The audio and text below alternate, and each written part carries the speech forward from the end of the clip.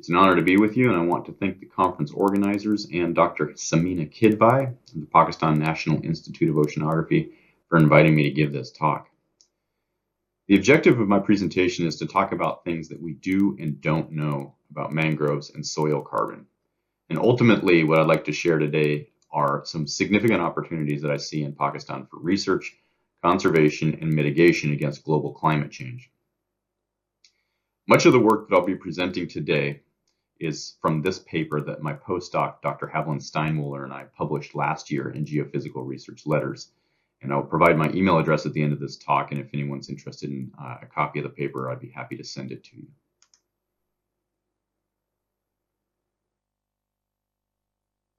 Now, I want to begin by noting that mangrove ecosystems are an integral part of the blue economy in the provision of biodiversity, including many commercially important fisheries, and for their ability to protect our shorelines, which is demonstrated in this figure, where these rising profiles here indicate a reduction of storm surge height by anywhere from 10 to 90%, depending on the width of the mangrove forest. Now, additionally, mangroves are extremely important for their role in global carbon sequestration and for our efforts to combat global climate change. These are two seminal figures from a decade ago that demonstrate how mangroves have higher burial rates and higher stocks than other upland systems that we think of as being so carbon rich. And blue carbon is becoming a global economic powerhouse in terms of carbon markets and credit for conservation and restoration efforts. Since 2005, the value of the global voluntary carbon market has seen some ups and downs, but it reached almost $2 billion in 2021, the latest year that totals were available for, and this is shown in that panel on the right. In the panel on the left, you can see that of the 170 different types of carbon credits that are available, blue carbon is an increasingly important part of the forestry and land use category that itself reached almost $1.3 million in 2021. I should note that I am not an economist, so this talk is going to really focus more on the biogeochemistry. And I'm going to specifically talk about organic carbon in coastal wetland sediments. So I want to give you a quick explanation of how stocks and burial rates are quantified before I go on to discuss the results of our recent paper. Now, both stocks and burial rates are obtained from sediment cores, as I've shown here on the left. These examples show the diversity of soils that are found in mangroves. In the middle, I've shown an example of a core that has a cartoon of a ruler next to it. This demonstrates that when we take cores and bring them back to the lab, what we try to do is section them and measure both the density of the sediments and the carbon content, generally to a depth of about 100 centimeters. And this is what we use for estimating what the carbon stocks are for a mangrove ecosystem, generally over the top meter of soil. For burial rates, we're interested in understanding a relatively long-term average because we are interested in knowing the likelihood of the organic carbon being sequestered from the atmosphere and no longer contributing to global climate change. The image on the upper right shows a gamma detector, which is the tool that I use for detecting radioactivity of elements in their natural state. And the bottom right shows a uranium-238 decay chain. And I'm primarily working with lead-210 and radium-226, which lets me establish dates in these coastal sediments over approximately the last 100 years. And so if I can establish dates for different depths of a core, then I can go in and I can calculate how much carbon has accumulated since those dates, which is also known as a burial rate. Now, in the slides that follow, I'm going to present results from a literature review where we compiled recorded data from the peer-reviewed literature about carbon burial rates that followed these methods. On this slide is where I start to share some of the things that we know about mangrove carbon burial. This is a histogram from the literature that reports 100-year scale burial rates of carbon in mangroves. Along the x-axis, we have the organic carbon burial rate, which is reported in grams of organic carbon per meter square per year. The y-axis then shows the number of observations that we found recorded in the literature. Now, these light gray bars represent observations from our paper that was published in 2012, and these dark gray bars represent the results from our paper that was published last year in 2022. In total, there were 65 observations for the 2012 paper, and that increased up to 205 observations last year. The first thing I want to convey from this data is just that there is a really wide range of carbon burial rates that can be found in mangroves around the world.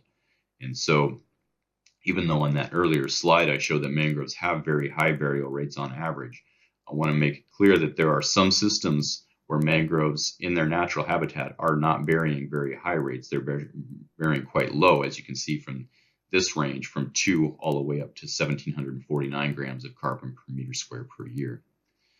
Secondly, I want to point out that these data have a pretty heavy right skew. So there's some high values pushing it out to the right.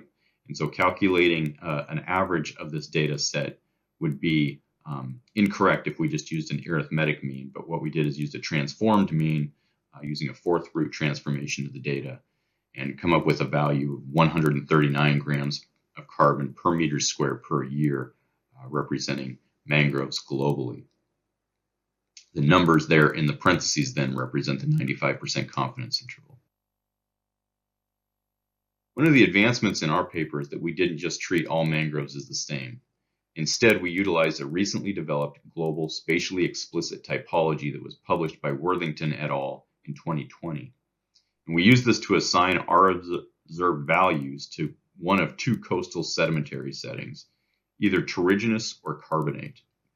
The terrigenous settings are settings like those of the Indus River Delta, where the mineral sediment that's present is primarily derived from continental sources. Carbonate settings are more like where I've done a lot of my work in Florida and the Caribbean, where much of the mineral sediment is authigenic carbonate that occurs through precipitation. Now, we also assigned each of the mangrove observations to one of 4 coastal geomorphic settings, either deltas, lagoons, estuaries, or open coasts.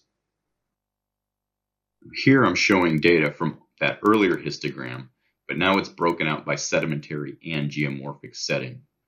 And what's important to notice is that there are pretty broad differences in the range of observations and in the frequencies of those between these sedimentary and geomorphic settings.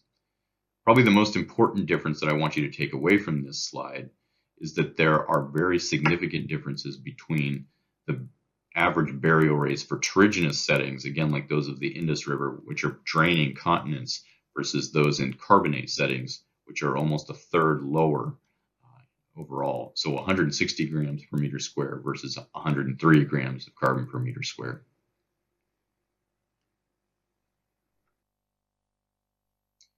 This has important implications for global carbon budgets and for local resource managers. Instead of just focusing on a single burial rate as representative of mangrove globally, our data show that there are large differences among mangrove settings. Now, this plot is no longer reporting carbon burial on a local scale, but is instead scaled to global area of each sedimentary and geomorphic setting to produce rates that are now representative of teragrams of organic carbon per year. And the key point here is that deltas are burying carbon much more rapidly each year than mangroves in other environments. This is globally. But the thing that's important to notice as well is that these error bars are still quite large, and that represents continued research that we need to do in deltas to improve our understanding of the sources and controls on carbon burial in these locations. This map shows all 205 locations of mangrove carbon burial that are recorded in the literature. The colors again indicate that there's a wide range of rates, but what's really surprising is the aspect of this figure that shows how many global locations are missing any observations. Now, this includes Pakistan. To the best of my knowledge, there are no values recorded for either the deltaic or the lagoonal mangroves of Pakistan for the burial rates. And so to me, this represents a big opportunity. Thus far, I've been talking mostly about burial rates, but I want to turn our attention for a little bit to the stocks of soil carbon, because there are estimates of soil carbon stocks that have been published for the Indus River Delta.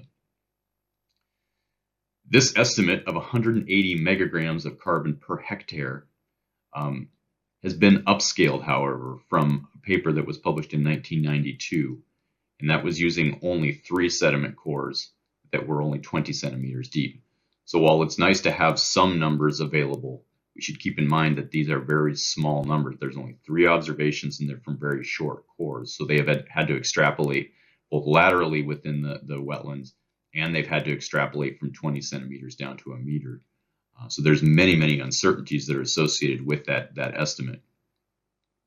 So I want to conclude my talk by suggesting that now is a great time to capitalize on the data gaps that I've identified in this talk. And these unknowns represent a place where we can begin a coordinated effort to collect sediment cores from mangroves throughout Pakistan, both in the Indus Delta and in the other lagoonal settings, to expand our understanding of the stocks and the burial rates and how much carbon is present in the mangroves of Pakistan. Establishing these baselines and a foundational understanding of the sediment and soil carbon pools is fundamentally important for any blue carbon efforts that we're going to conduct in the future. In conclusion, then, these are the 4 points that I hope you take away from this talk. The first is that mangroves globally bury about 139 grams of carbon per meter square per year. But it's important to remember that not all mangroves bury carbon in the same way, and that terrigenous setting mangroves bury carbon considerably faster than those of carbonate mangrove settings.